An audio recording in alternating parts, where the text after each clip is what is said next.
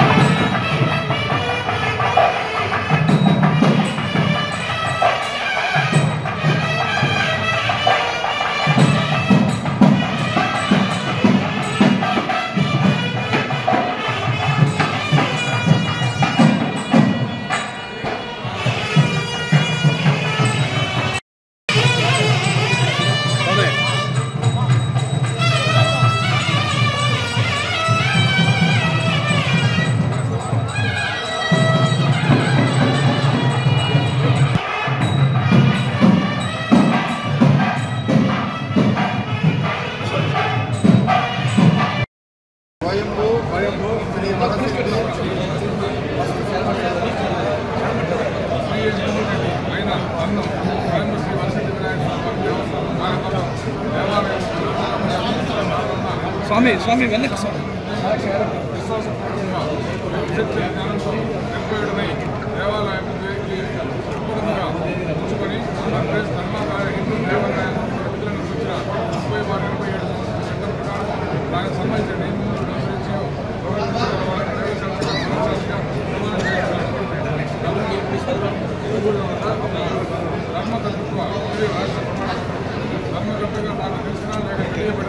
రాష్ట్ర విషయమే కానీ स्वामी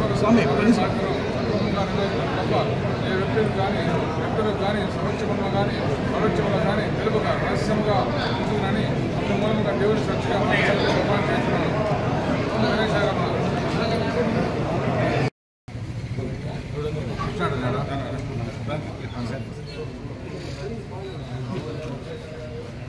ఒక్క నిమిషం